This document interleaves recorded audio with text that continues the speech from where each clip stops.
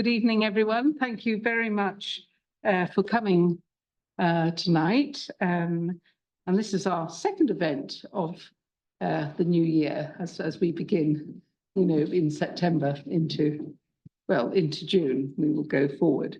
But I'm very pleased to welcome Dr. Robert Morton, who I think we've known for quite a long time. Yeah. He's professor at Chuo University in Tokyo, and here we're to celebrate his third book that's come out on Sir Rutherford Alcock. He's the author of the prize-winning book on A.B. Mitford and the birth of Japan as a modern state, I think he was the British resident, wasn't he? He was a diplomat. Diplomat during the Meiji Restoration, and the life of Sir Harry Parkes. So it's really good. I'm just going to hand over to you, and we will go from there. I would just say that this lecture ties in very nicely with one that we had in June on the Alcock album, which of course related to the Alcock's life in China with scenes from from Henrietta Alcock's album. So this sort of dovetails very nicely into his career and another aspect of the Alcocks. So thank you very much. I hand over to you. Thank you. So thank you very much for that lovely introduction, Alison. I'm honoured to speak to the Royal Asiatic Society. I'm treading in very big footprints, I think. And thank you so much for allowing me to launch my book here. I'm also honoured to be following closely in the heels of Andrew Hillier, as Alison said. He launched his book, the Alcock album, Scenes of China Consular Life, here in June. So I don't think anybody could accuse the Royal Asiatic Society of not keeping its members informed about Rutherford Alcock this year. So who was Rutherford Alcock, and why is he worth both Andrew and me writing about? We can answer the first of these questions by looking at the book cover. So he was a consul in China from 1844 to 1859, followed by minister, what we now call ambassador, to Japan. And then in 1865, he became minister to China. He's best known to history, I think, for restarting relations with Japan after the 250-year hiatus caused by its closed country policy. For that reason, and also because Andrew focused on him in China, I'll look mostly at what he did in Japan tonight, but obviously if you have any questions about China, please don't hesitate to ask. Being a minister plenipotentiary was a very important job, and their doings were far more discussed in newspapers and in Parliament than those of ambassadors today. And obviously, Britain was a much more important country then than it is today. However, he tried very hard not to get these positions and bitterly complained about them when he had them. I was asked if he was a sort of good imperialist or a bad imperialist. I think we should say he was a very unenthusiastic imperialist. Usually those who reached such heights, especially when they're not from a privileged background, and he wasn't, had to do everything they could to grab their opportunities. But he did everything he could to throw them away. A particularly graphic complaint soon after arriving in Japan was this. The British government, he said, were keeping a consular officer, as I and many others have had melancholy experience, forever and hopelessly exiled to these remote regions to realize the last words of the inscription on the gates of Dante's Inferno, which is abandon all hope, you who enter. What is significant about this is it was not in a casual note to a friend. It was written in an official dispatch. So at least the Foreign Secretary and the Queen would have read it. And it could have been made public. Many of the dispatches were made public. Not the kind of letter that a minister should express his feelings so graphically. They were supposed to show a little more grit, stiff upper lip, all of that. So, Alcock wanted a position in Europe, but the East Asian posts were very hard to fill because they were remote, difficult, and you were a lot less likely to return home from them. Anybody could manage being British minister to Tuscany, for example. But in East Asia, where a war could result from, as Alcock put it, any of the endless causes of collision, which nearly every day brings, very, very specialized skills were required. This was brought home by the fact that when Alcock was appointed, Britain was fighting a war in China, what we call a second opium war, which had started over a petty dispute depicted in this image, which just escalated and escalated into war. Nobody wanted to back down, just went along there. So very challenging to work in this kind of environment because the line between being fatally weak and triggering a dispute which is going to lead to a conflagration was terrifyingly thin. As a consequence, as Alcock put it to the Foreign Secretary, the better a public servant discharges his duty in China or Japan, the more hopelessly Her Majesty's government would hold out the hope at the end of a few years of removal and employment once more within the pall of civilization. Alcock had unusual, unlikely origins for his career. He was the son of a surgeon. There's a nice painting of him there, Thomas Alcock. It was a respectable background, but very lowly for someone who rose to be a minister. It brings home that China and Japan offered opportunities to talented middle-class men to rise to the top, which were unthinkable in the rest of the service. Here is an outline of his early life. As you can see, he was born in 1809 in Ealing, which was a village at the time, but is now a suburb of West London, as I'm sure you all know. His mother died when he was young, and his official biographer wrote that this made his childhood grey and cheerless. His father sent him to Hexham Grammar School in Northumberland, near the Scottish border, which he was very embarrassed about having been educated at as an adult, because he was working with people who'd been to schools like Eton and then Oxford, Cambridge University. So he returned to London at the age of 15 to become indentured to his father to study surgery. So his father decided that he would follow in his footsteps and become a doctor. The word indenture sounds quite harsh, and its terms were very cold and formal, giving his father a strong legal hold over him.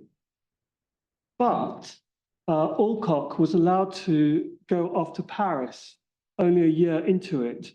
So it looks like his father actually, they got to know each other when he returned to him, and his father decided he could be trusted and wasn't going to do anything wild in Paris. Surgery was much more advanced in France than it was in Britain at the time. Many British medical students went to France to study. Part is really because it was so much easier to get dead bodies to do, to study. the British were very funny about that, whereas the French thought, well, you know, they're dead. Why not make use of them? He also learned French there, which would be useful to him in his later career.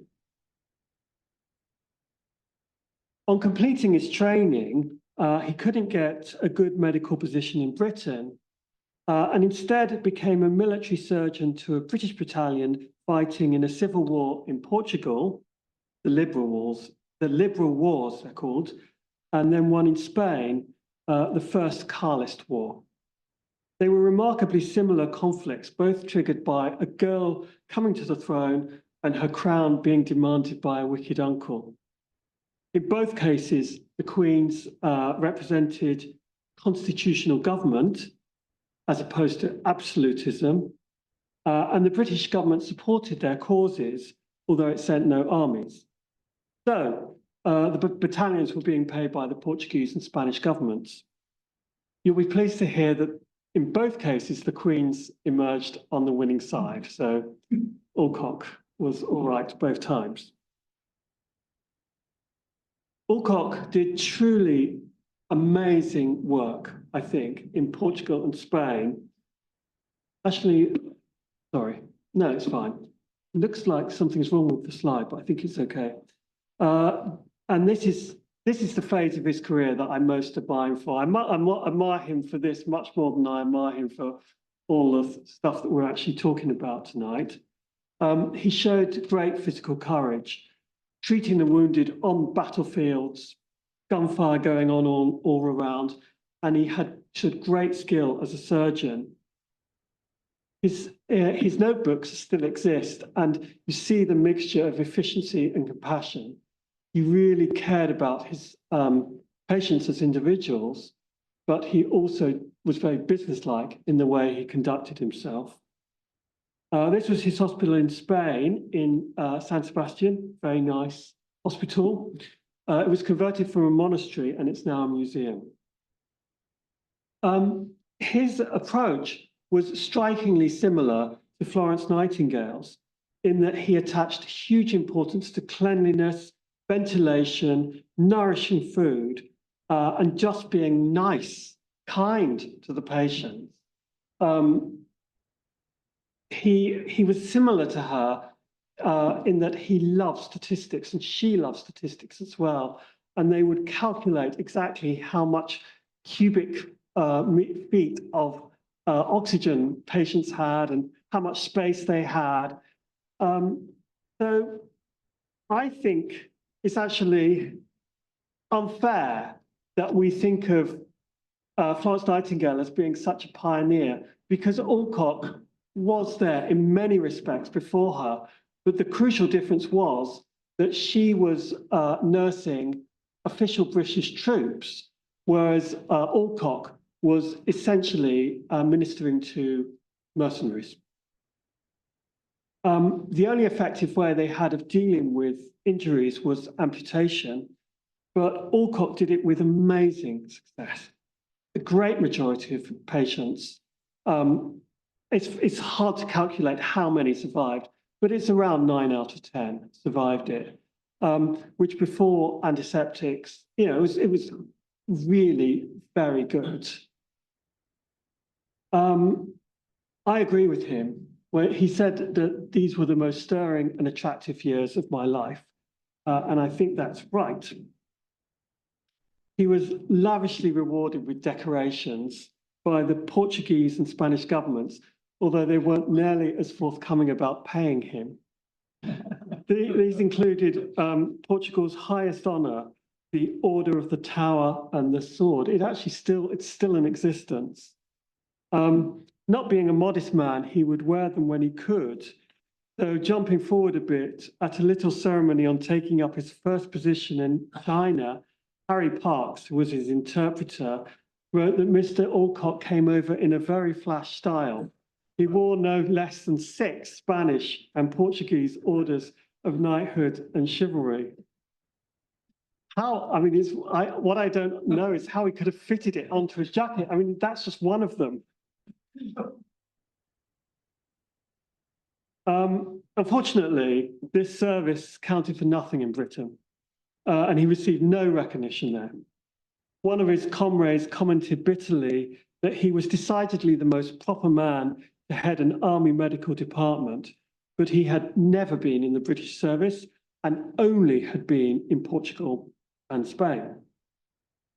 But in fact, he anyway had to give up his career as a surgeon because he became afflicted with rheumatism in his hands. He never recovered the use of his thumbs, and his official biographer said that it marred the legibility of his handwriting. But I think it is only a bit below the average for a Victorian. It's certainly worse than that. I agree with William Willis, who had to make copies of his dispatches from Japan. He said, it is at first quite unintelligible, but by steps one learns. The much bigger problem with Alcock was the length at which he wrote. His staff liked him. He was popular apart from this long-windedness. A.B. Mitford, my old friend, who worked under him in Japan, wrote that his dispatches contained excellent stuff, but they were spoilt by being spun out to interminable lengths of impossible verbiage. The loss of his medical career sounds like a low point in his life, but a very bright note was his marriage on the 17th of May, 1841, which was his 32nd birthday, to the 28-year-old Henrietta Bacon. She was funny, artistic, enterprising, really the perfect wife for him. It's just a joy to read her letters. I'm very sad. I haven't been able to get a decent picture of her. This relief on her gravestone is the only image of her that I could find. They got married at St. Margaret's, Westminster on the left, in the shadow of the Abbey and the Palace of Westminster, which was under construction at the time. She knew that he was intending to go to China when she married him, and most British women would have said no, I think, to that. I think even today, quite a lot would say no, but in those days, it was massive going off to China. But Henry, as Alcock called her, was excited about the adventure and told him that anyway, wherever he was, she would be happy. So he made a dramatic career shift and entered the consular service. So here's an outline of his career in it. He started out in Amoy.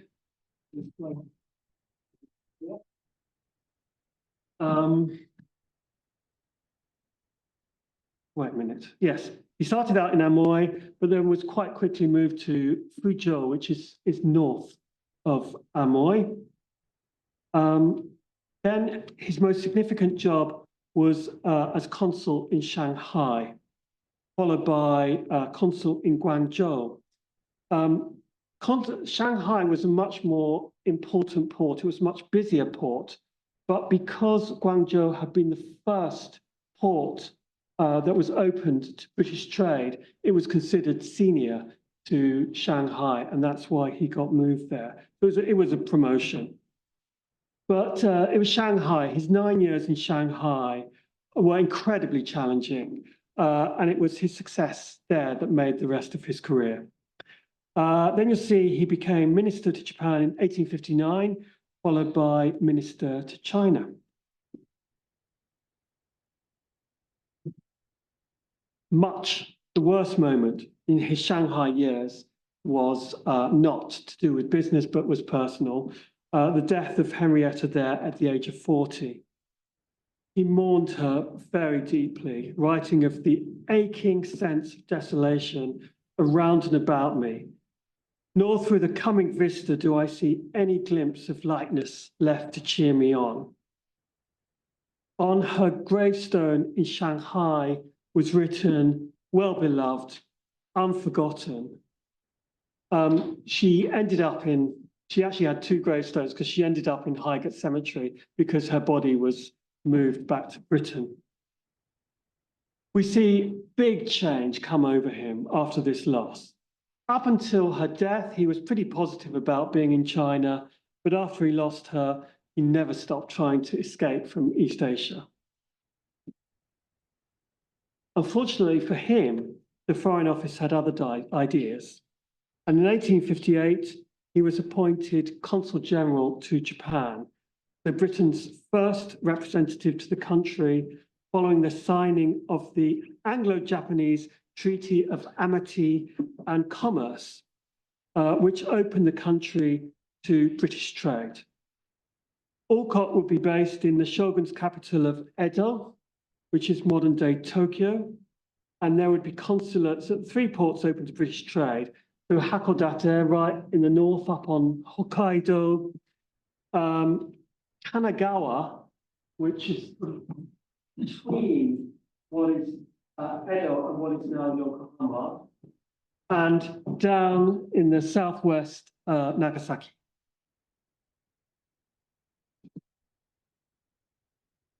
Some of Alcock's reluctance to go to Japan was down to the incredibly low status and salary he was being given.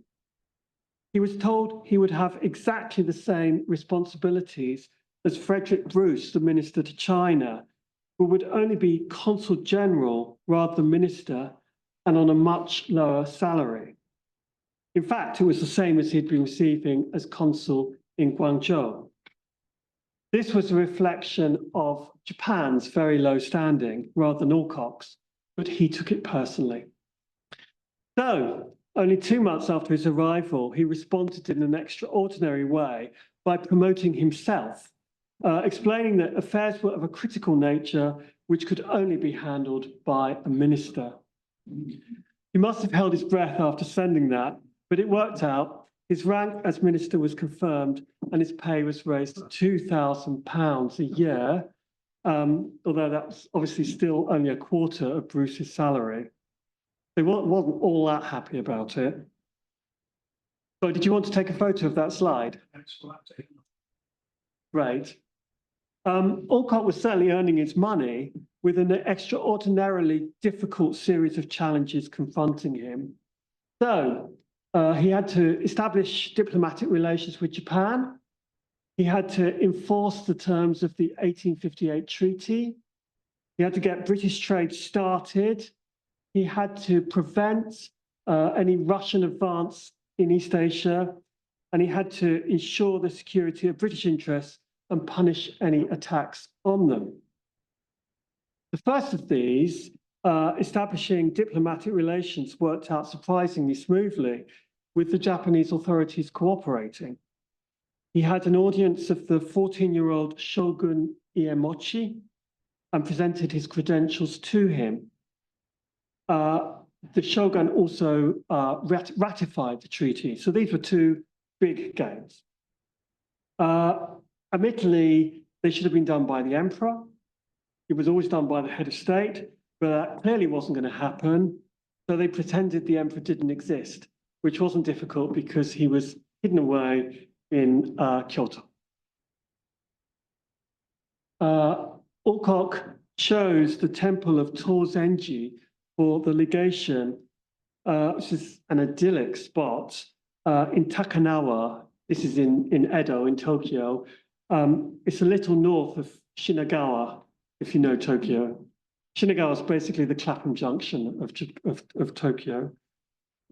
Big station. So it was away from the center of the city, but it was good because Edo Bay was very shallow, and this part, the bay around this area, was deep enough for the ships, so the ships could dock there, and so it was convenient, and also it was on the way to Yokohama.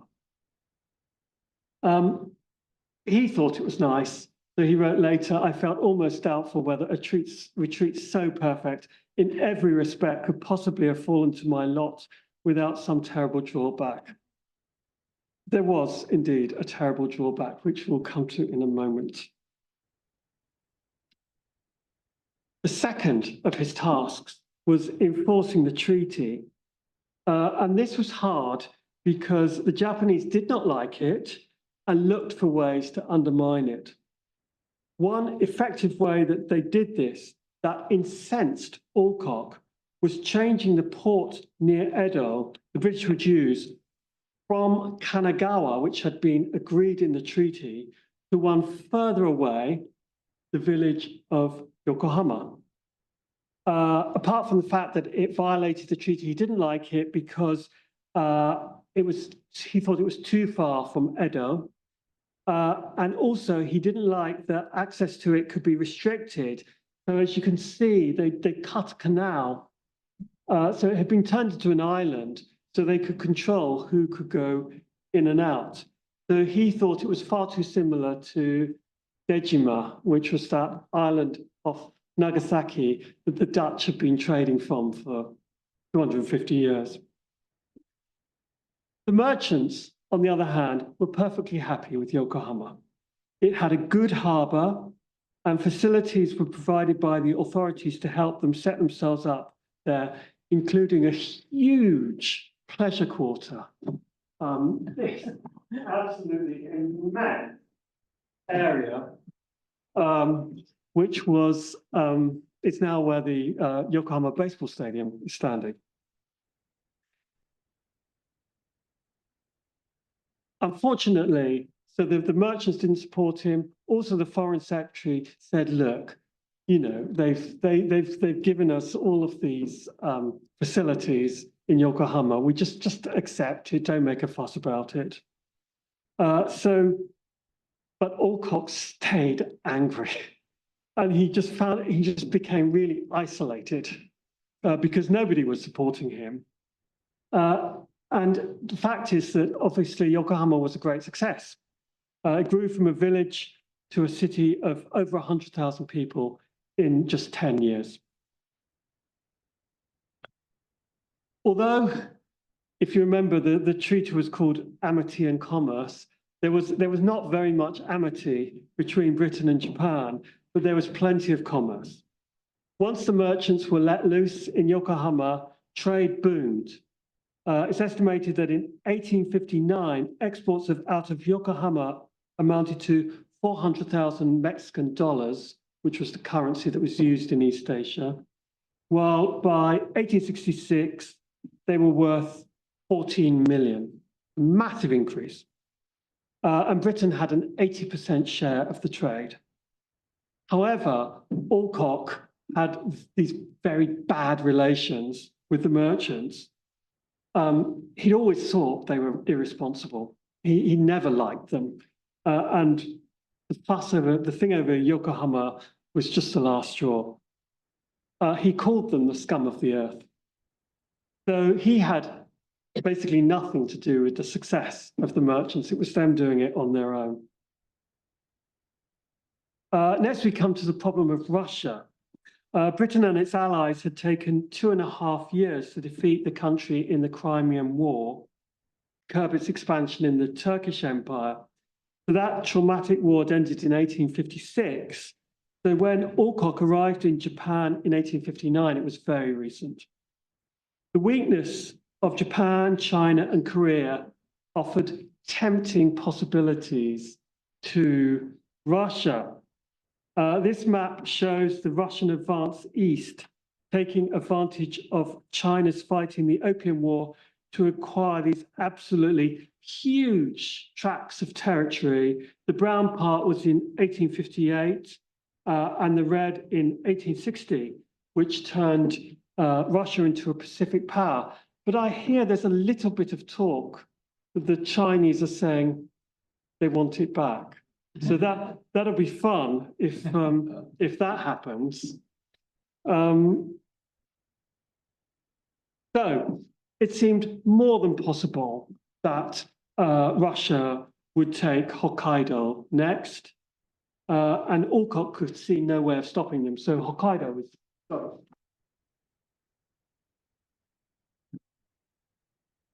So Alcock could see no way of stopping them.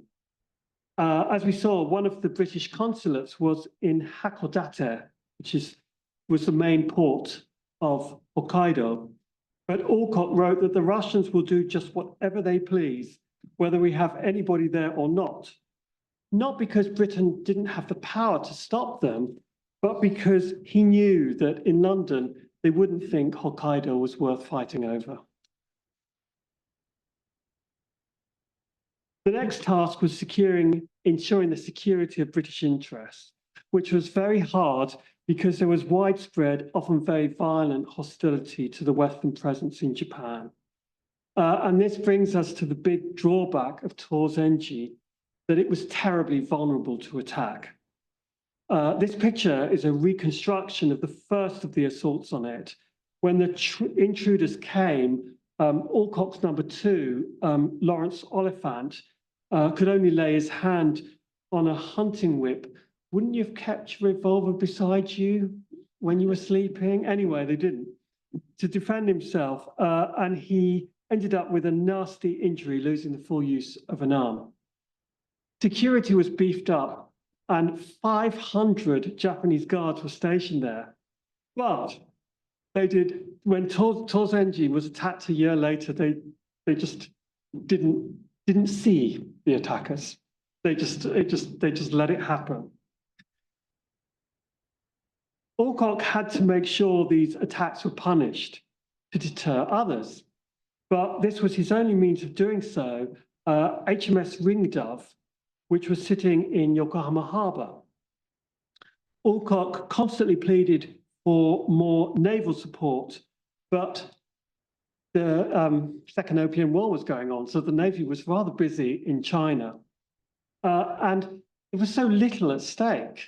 There wasn't enough trade to justify sending expensive naval vessels to Japan. Actually, although it looks more like a pleasure cruiser, the Ringdove could have done a lot of damage. For example, Alcock thought he could have used it to blockade Edo Bay, which would have prevented food shipments coming into the capital, and so starving them into complying with the treaty. But the Foreign Secretary absolutely refused to allow him to do anything of the kind. Alcock commented that Britain habitually, after forcing political and commercial relations on other countries, was most reluctant to resort to coercive means for the enforcement of treaties.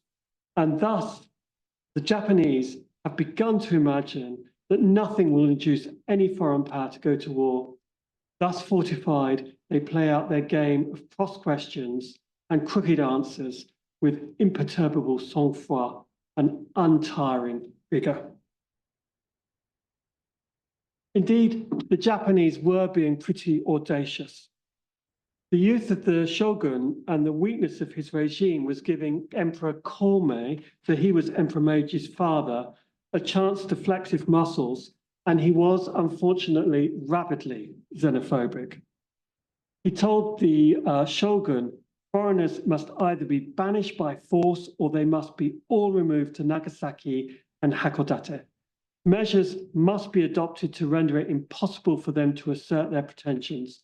And if they are allowed to remain in Japan, let it appear that they are not here.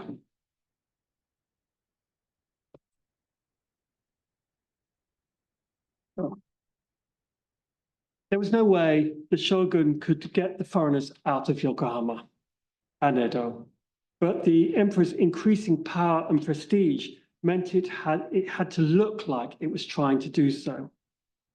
The Westerners weren't too bothered about this futile effort, but Alcock was angered because it showed no respect for a treaty that had been signed only 4 years earlier. If the Japanese couldn't get rid of the foreigners, they could make life very difficult for them.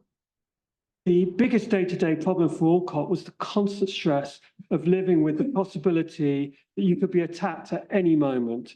As we've seen, they weren't even safe in their own bed. Ernest Sato, who worked under Alcock, wrote of breathing a sigh of relief every time he walked past a sword-bearing samurai and wasn't attacked. When Alcock complained to the government, nothing was done. The Japanese government, nothing was done. And instead, he got this kind of annoying reply. It is to be wondered at that the officers of the different foreign powers should be molested in their walks. As soon as we heard of it, we gave strict orders to prevent it. But as our nation has not been accustomed to foreigners until lately, they are astonished when they see them, and confusion ensues. At the same time, you have to feel a little sorry for the Shogun's regime. There was nothing much they could do, being buffeted by irreconcilable forces, the Western powers, the emperor, anti-foreign samurai, rebellious domains, none of which they were strong enough to bring to heel. Unsurprisingly, Alcock was not enjoying his job very much. He wrote of seeing some tied-up tortoises plying their limbs in the most futile but persevering efforts to make some progress, adding, "I confess I looked on these unhappy prisoners exiled from their native element and condemned to a life of endless effort without result, with a strong fellow feeling of sympathy." He asked for sick leave, and even though he'd come back from a 2-year break only 4 years earlier, was granted it, meaning that he could return to Britain in 1862. Actually, there was a solid work-related reason for him to return at that time, because it coincided with the visit of the first Japanese traveling embassy to Europe, tasked with gathering information and adjusting the existing treaties. In London, Alcock adopted a much more sympathetic tone towards Japan, telling the Foreign Secretary that while there had been very little good faith in their dealings, they had real difficulties of no ordinary kind and actual dangers to contend with, threatening the dynasty and the existence of the government, and felt utter powerlessness to answer for the future. The result was the London Protocol of 1862 and a big concession from Britain and France. The treaties had stated that further cities would be open to the west, so Edo, Osaka, Kobe, to Western trade in 1862 and 1863. But Britain and France agreed to defer their opening for 5 years. In return, the Japanese would strictly comply with the treaty, which is what they should have been doing anyway. 1862 turned into a very significant year for Alcock. On the 19th of June, he was knighted by the Queen, and even better, 2 years later, he married Lucy Lauder. She was 47 and he was 53. He'd known Lucy a long time. She'd been married to the British consulate chaplain in Shanghai, where he'd lived for 9 years. She brought 4 stepchildren to the marriage, who all gave Alcock worries and embarrassments, but she was the perfect wife for him, and going by descriptions of her, was very like Henrietta, his first wife, in her bright, positive approach to life. I think you could see that both wives were the exact opposite of Rutherford, and that's probably why the marriages worked. Alcock wrote of her that she never made any difficulty in accompanying me to the ends of the earth, or making her home and a happy one wherever her husband is. At the time of the marriage, her sons were off making their way in the world, but the youngest, Amy, was 14, and Alcock, who never had any of his own children, would treat her as if she were his own daughter. So, when Alcock returned in Japan in 1864, he was strengthened both personally and professionally. The grain trade made the British government prepared to commit more resources to supporting him. But his position vis-a-vis the Japanese government had not changed much. They were playing him very cleverly. He wrote that under a flimsy veil of courtesy and goodwill, belied by 100 petty acts of annoyance, they rendered the ratified treaties null and void in effect. An opportunity for Alcock to take some action to gain respect came when Choshu, the domain at the western tip of Honshu, fired on foreign vessels and was blockading the strait between Kyushu and Honshu, a clear-cut act of war. Choshu, very lucky that Choshu was fighting against the shogunate, the government, the shogun's government. So an attack on Choshu would be seen as not an attack on Japan as a whole, and indeed a way of strengthening the government of Japan. Even better, the Dutch, Americans, and French all agreed to join in. He had also received permission from the Lord Russell, the Foreign Secretary, to order the action. The Admiral, with your concurrence, will be authorized to land Marines and destroy the batteries, spiking the guns, which have been erected and armed for the evident purpose of interrupting the passing of our merchant ships. The stars are perfectly aligned to enable a virtually risk-free strike, and they gained an easy victory over Choshu.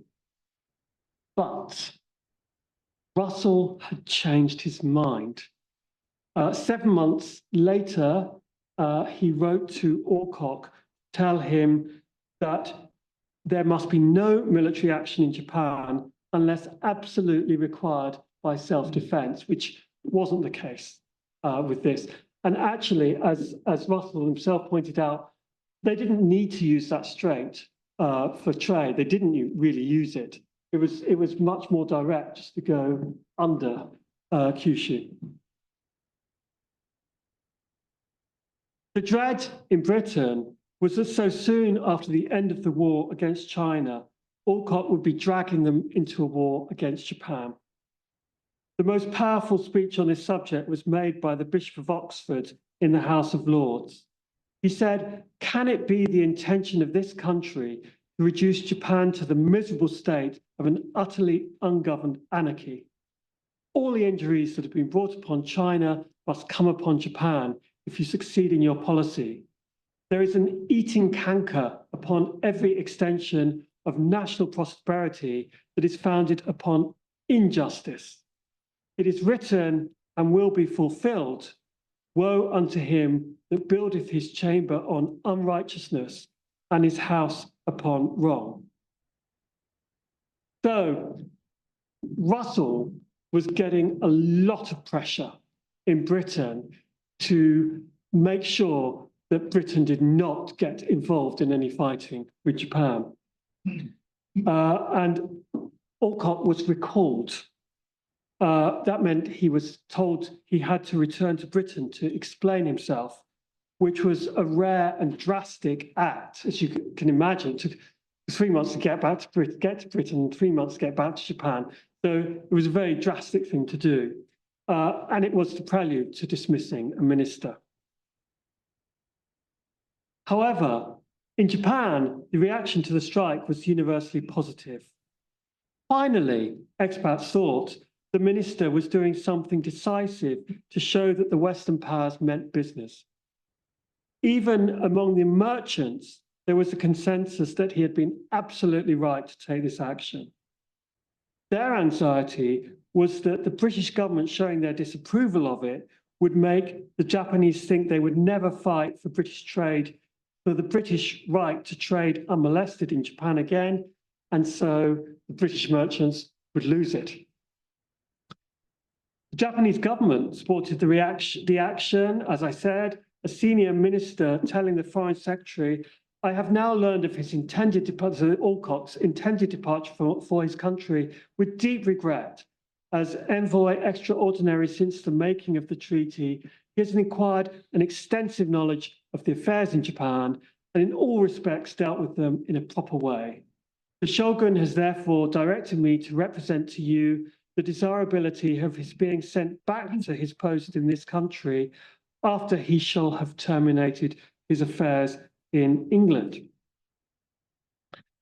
But as we know, Alcock was not terribly enthusiastic about being in Japan. And there was no way he was going back to Japan. Even when, so Russell The trouble was Russell realized too late that he had made a mistake, and so he backtracked. He told Alcock, the order given to you to return home was by no means to be understood as implying your removal from your post. On the contrary, after hearing from you your explanation of the present state of affairs in Japan, I shall wish you to return at once to Yokohama to perform in Japan such additional meritorious services as may be expected from your tried ability and long experience. So Alcock was actually in Sri Lanka when he got this message, and he said, I'm certainly not going back to that awful place. Anyway, he got back to Japan. He managed to successfully defend his action, which was actually fairly easily done. And this left the government in a very difficult position to know what to do with him. They felt they couldn't send him back to East Asia. They couldn't dismiss him, but he wasn't grand enough for a position in Europe. So they contemplated making him minister to Greece, but the position of minister to China was vacant. Very difficult one to fill, as we've discussed, because it needed such very careful and expert handling. He was much the best qualified and experienced man to take the job. So they decided to try to persuade him to take what would be a big promotion. China was a lot more important than Japan. So Alcock initially flatly refused, but after some hard haggling about money and conditions, he took it. But then Queen Victoria, whose approval was necessary, decided he was not high-bred enough for the Chinese. It sounds snobby, but it was almost unheard of not to appoint aristocrats to such positions. His predecessors had both been the sons of an earl. Well, they were brothers. So Walter Bagehot explained why in his 1867 classic, The English Constitution. In England, the new trade class is in real merit equal to the aristocracy. But notwithstanding, the new race is not as serviceable for diplomacy as the old race.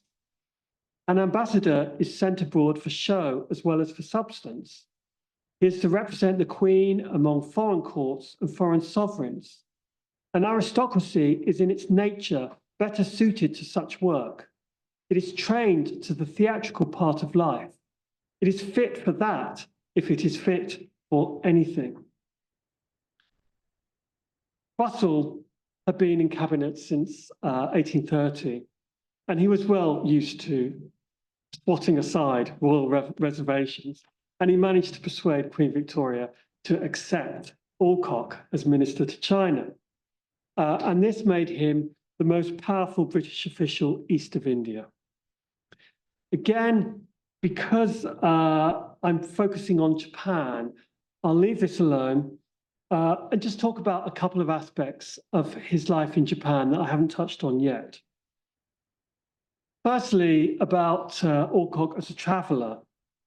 The Royal Geographical Society, the most prestigious scholarly group in Britain, called him the pioneer amongst modern explorers of Japan. How did he become like that? Well, Japan offered so much better opportunity than China. China had already been written about quite a lot by foreigners, and foreigners with much more expertise than Alcock on things like language, arts, religion. Japan, on the other hand, had only just been reopened to the West, and only diplomats could travel outside a 25-mile limit around the treaty ports. So there was an opening. There was an opportunity for him to do some exploring and become the leading Western authority on the country. He made a splash with his first trip, an ascent of Mount Fuji, making him the first Westerner to climb it, and probably the first man of rank to climb it, because it was a taboo for any but the lowest classes to make the climb. It's what he's most remembered in Japan for today, aside from a handful of sad historians like me. there's this little monument to him on the mountain. This picture on the right was probably painted by him. It was included in one of his books, but it doesn't look anything like Mount Fuji. A less noteworthy but more remarkable journey Alcock took was this one. From Nagasaki, he went across Kyushu overland, crossed over to Shimonoseki, and then he sailed through the inland sea to Osaka. And then from Osaka, he returned to Edo overland. He justified taking the time out to make this trip by saying, I was determined to seek the means of forming my decisions on data collected in a larger and freer field than the capital afforded, and by my own personal observation, since I could place implicit trust in nothing that came from Japanese sources. But as I think I'm implying, I think the reason why he did it was because he wanted to establish himself as an explorer. Not wishing to waste a good thing, he wrote a 1,000-page, 2-volume work on Japan, in which he narrated these trips along with other things he had done and discovered in his first 3 years there. It was an important book in its day, unbearably long-winded. Only real sort of fans would read it from start to finish. But it's really a very sensitive, thoughtful view of the Japan he saw. Mitford didn't like it, writing that Alcock's weakness was, oh, wait a minute. Sorry, I've jumped slides. This was what he observed on his journey in Japan. So he was so struck in Japan by how little obvious poverty there was. Europe was, even Britain, the wealthiest country in the world, you saw poverty everywhere and destitution and dirt everywhere. Japan, on the other hand, clean, people looked cheerful, they looked reasonably prosperous. He said there was an utter absence of abject misery or destitution, such as too frequently meets the eye of the traveller in Europe and every part of the East also. Someone said that at the time, if they had been rich, they'd rather have lived in Britain, but if they'd been poor, they'd rather have lived in Japan. Obviously, being poor in Japan wasn't any fun, but it wasn't as bad as being poor in Europe, I think. So this is this 1,000-page, 2-volume book. So he's got these nice little illustrations in it. It's quite engaging if you have a spare couple of weeks to read it. So, as I said, Mitford thought Alcock's weakness was the idea that he was essentially a writer. He would have been a greater man if he had never written about a book about a country which he did not understand. But the thing was that Mitford was a rival to Alcock because he was writing a book that he thought was a lot better than this. And so he would take on this mantle of the great expert on Japan in Britain.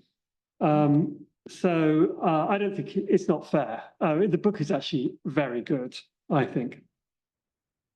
But something that even Mitford couldn't take away from Alcock was his contribution to the understanding of Japanese arts in Europe. He adored Japan's arts and crafts, writing, "Were my friends here half as clever in business as they are in making toys, few nations in the West could compete with them." For the 1862 International Exhibition in London, Alcock gathered thousands of Japanese items, mostly everyday things, so the British could learn about the country from them. Most of the Japanese who saw them were appalled. The embassy, I talked about that traveling embassy, they were there at the time of the exhibition, and one of its members wrote, it was such a ramshackle assortment of artifacts, I could not bear to look at it. But another member, Fukasawa Yukichi, wrote that the point of holding expositions is to teach and learn from each other and to take advantage of each other's strengths. It is like trading intelligence and ideas.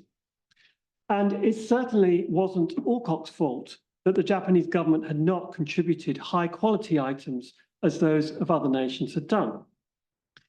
However, the British loved the Japanese display. The Times thought that there was scarcely an object shown which does not give some new and special insight into the habits of this extraordinary people. One which particularly did this was catalogue entry 492, short sword of one of the party of assassins which attacked the British legation on 5th of July, 1861. So as you can see, Alcock didn't waste anything. Alcock's efforts had an influence on European artists. An example of this I particularly like is from this print. So on the left is the print by Hokusai. And Alcock put an engraving of it in his book. And Manet used one of the figures in a drawing. So I think probably he got the idea from Alcock, who got the idea from Hokusai. So what is Alcock's legacy? Well, here's another memorial to him, this one in Atami, which he visited on the Mount Fuji journey. So modern Japan is only interested in Alcock for going up Mount Fuji. Anyway, he stopped there, and there used to be a geyser on this spot. It used to be one of the most reliable geysers in the world, but unfortunately it stopped erupting after the big earthquake, the Great Kanto earthquake. Anyway, unfortunately, his dog, Toby, went too close to the geyser and was killed. Alcock put this, so on the left is this huge gravestone for Toby. So Alcock gave him a very good burial. And this relief of Alcock has been put next to it with a little plaque explaining everything. There's no memorial to him in Britain, but there is of his successor as Minister to Japan, so Sir Harry Parkes, on the right in St Paul's Cathedral, in the crypt, and this was unveiled by Alcock, in fact.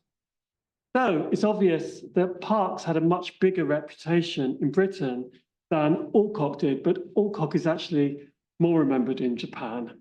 There's nothing, no monument to Parkes in Japan.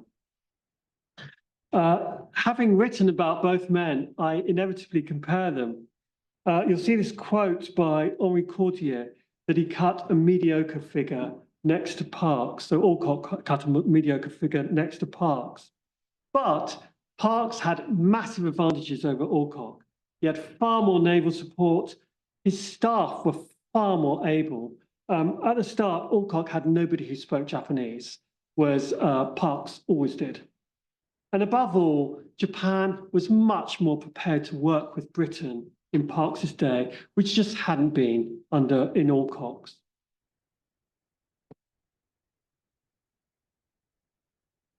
Alcock had provided Parkes with a decent foundation to build on, I think, but looks like a lesser figure, if only because Parkes was a bigger personality.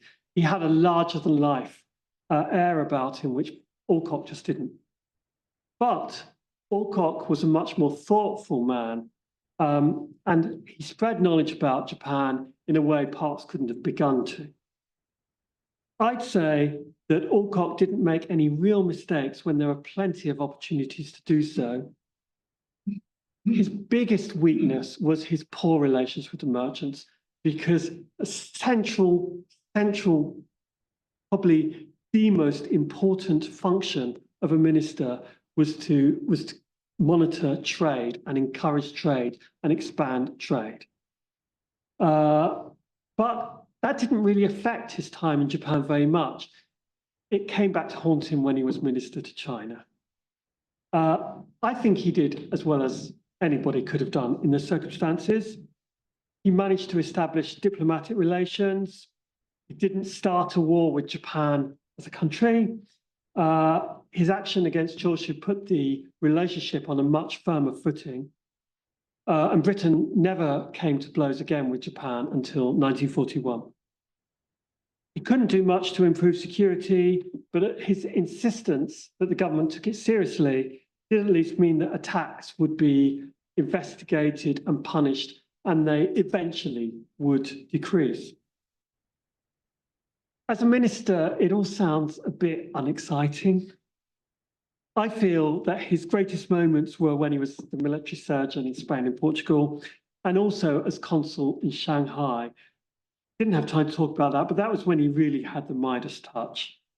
In Japan, he didn't, but he was in completely uncharted territory and had a lot of difficulties to contend with. I'm on the board of whether to give him a B+ or an A-. I think I'm feeling generous this evening. I think A-. I think he did well, but not perfectly. In some ways, his most singular achievement was to make it back to Britain sound in mind and body. As he put it in 1860, Japan and China try what is in a man to an extent which can only be truly estimated on the spot. Happy the man that goes through such fires and comes out undeathed and whole. He was 62 when he retired, and as he lived to the age of 88, he had a long retirement, and it was a very productive one. He did all sorts of interesting and valuable things, particularly in the field of medicine. Medicine was the thing that he really returned to in retirement. But his best retirement position was undeniably president of the Royal Geographical Society, mentioned earlier, which enabled him to rub shoulders with royalty and leading statesmen. Being minister to Japan and China hadn't been much fun, but having held these positions opened doors to the highest level of society, even to a middle-class boy from Ealing. One observer wrote that he seldom looked better than when, wearing a broad KCB staff across his shirt and a contented smile on his face, he accorded presidential approval to distinguished travellers. Thank you very much for your attention.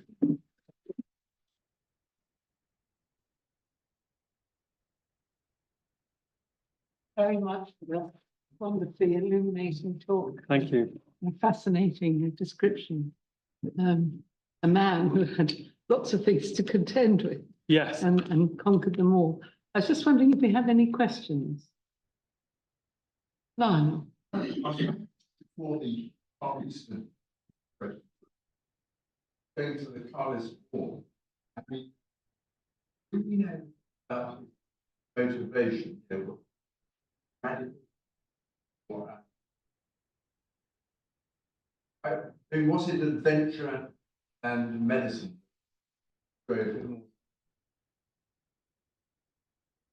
It's that's interesting. I mean, he didn't much like Catholicism. Yeah, I mean, he was just a typical British. I mean, he was solidly Church of England. He actually became quite devout after Henrietta's death, and wrote a lot about religious topics. Very interested in religion after her death. But at the time, I don't think that was the motivation. It was actually his teacher in the Chelsea and Westminster Hospital, George Guthrie, had been the main battlefield surgeon during the Napoleonic Wars and the Battle of Waterloo. And they got to know it. They became quite close. And Guthrie recommended Alcock to go to Portugal. So the basic problem was that he just couldn't find anything good in Britain, and he got this opportunity. And I think he obviously did like traveling. So I think probably that was the main reason. If there was an ideological reason, I don't know it. Yes. Communication. Communicate Mm. with China. Regular, trusted level. Then you have nobody.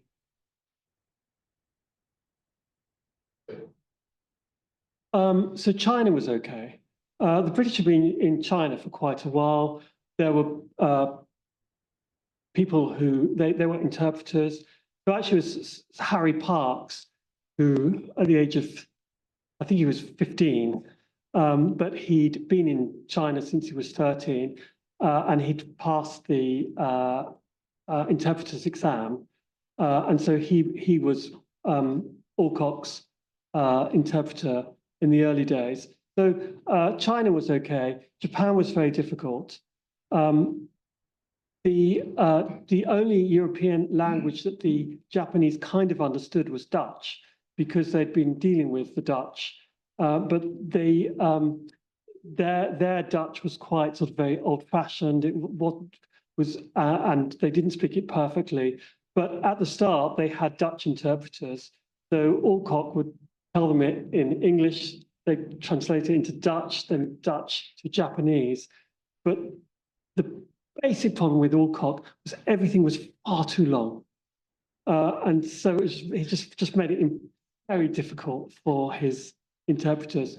But he managed to get a Japanese interpreter, Franz von Siebold. He was quite famous. He was a famous.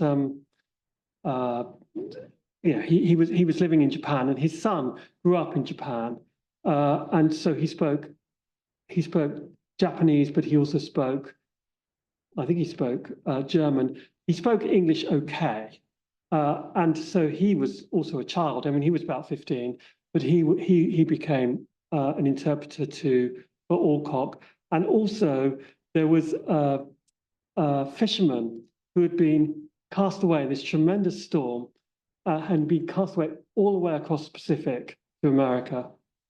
Had lived in America, learned English, came back to Japan. He was called Dankichi, and he worked as an interpreter for Alcock as well, but he was assassinated. The Japanese really didn't like him. So he gradually got people, but at the start it was impossible. Did he have any sort of relationships with Japanese? I mean, in terms of, other ministers or whatever, Japanese ministers, members of the government or anything like that, or it was completely separate? Not really. No. The Japanese were just not ready for that. Mm-hmm. People didn't speak English, couldn't communicate. I think he was actually very lonely until he got married the second mm-hmm. time. He was extremely lonely, didn't get along with the merchants, very small staff. Obviously, his rank separated him from them a bit. He was extremely lonely. Parkes made relationships with Japanese officials, important Japanese, but Alcock didn't. Yes. You showed a picture of the memorial to Henrietta Alcock. Yes. In Shanghai. Hmm. You say it's still there? No, actually, I think it's a sports stadium now. The cemetery was built over, but as I say, her body was exhumed. It was actually normal for higher-ranking people for their bodies to be transported back to Britain and for them to be buried there. It was rather unusual for her to be buried in Shanghai, the wife of a consul.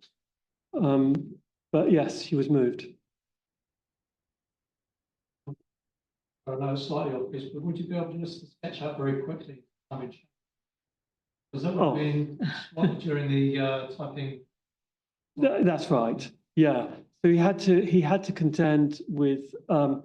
He didn't really have to contend with the Taiping Rebellion, but he had to contend with another rebellion that was of a similar kind. It was called the Short Swords Rebellion, and they attacked Shanghai, and the Alcock decided they had to be neutral. But when they put the lives of Westerners in danger there, then he had to do something about it. And also the imperial forces wanted to fight them. So he managed it very well. He really led the diplomatic effort to just be very firm with them and say, look, if you start putting our lives in danger, we will attack you. He also, for example, I mean, another example is some missionaries were attacked, and it was impossible to get the Chinese authorities to punish the people who are attacking them. But if you let it go, then more would be attacked, and it would become impossible. And so he actually, with one ship, he sort of really calculated how he could do it. There was only one ship available to him, but he managed to get the cooperation of the captain, and he managed to blockade the port so that all of the grain rice that was going up to northern China could be blocked until they produced the criminals. So he was just amazingly good at calculating the odds. It was very difficult because if you went too far, you ended up with a war. But if you didn't go far enough, you ended up with just losing your position. They would just run roughshod over you. But it's very complicated. But I mean, I think another interesting thing about him was that he was very fair about so there was extraterritoriality. So any Briton that committed a crime there wouldn't be tried by Chinese courts, it would be tried by a consular court. And he really worked very hard to try and make it fair between, so made sure the Chinese side was as equally represented as the British side. And that was another thing that really alienated him from the merchants. The merchants said, look, for goodness sake, you're the British consul. Shouldn't you be supporting our interests? Is that enough? Yeah. I mean, there were loads of things. Sorry. Do we have any more questions? I just, Johnny, do we have any questions on the chat? Can you hear me? Yes, we can hear you. You do have a question on the chat. The question All right, is, could you read it out, please? And then Yes. we'll repeat it into the microphone so those online can hear. Yeah. with salary issues and seemingly detesting his Asian assignments, why did he not at some point resign and become more engaged once more in medical endeavors, as per when he eventually did retire? Okay, so the question is for those online, why didn't he become more involved with medical matters when he was working in Japan and China? I think that's right, isn't it? Yes. Yeah, particularly as he was so discontented Exactly. in Japan and China. Yes, I really can't answer this. There was when he he had his 9 years in Shanghai, and then he got promoted to Guangzhou, so Canton, right in the south. But he managed to get leave, and he went back to Britain. And I really cannot account for why he returned to Japan, because his situation then was being consul in Guangzhou was the absolute highest job you could get as a consular official. The diplomatic service was completely separate to the consular. So the consular service was generally sort of bright middle class people. The diplomatic service was aristocracy, and they were the most important positions. And he didn't know that he would get minister to China. He can't have assumed that. He can't have assumed he'd be minister. He can't have thought he would have become a minister, because it was almost never had happened before. So he was he risked being stuck as consul in Guangzhou, which is a job he didn't like. He hated it. Furthermore, the climate was very difficult for him. there was a tremendous amount of fever. You know, northern China wasn't so bad. Japan was actually quite healthy, but southern China was very unhealthy, and a lot of people died from fever. And he said, you know, I'm going to die. It's so awful. I'm so sick and everything. Anyway, so he goes back to Britain, and then he returns to Japan, and I cannot account for it. He says it's because, you know, the Second Opium War was going on, and he thought they needed experienced people to help out with that. But I don't believe him. He never showed such selfless attitude other times. So I just don't know. I really don't know. I can't answer that. Do we have any other questions, Johnny? No, that's the only No, one. that's Thank it. you. Thank you. All right, well, I think we will finish there, and thank Robert very much for a really wonderful lecture, and we can all have a drink afterwards. So thank you. Thank you Right. very much, Alison.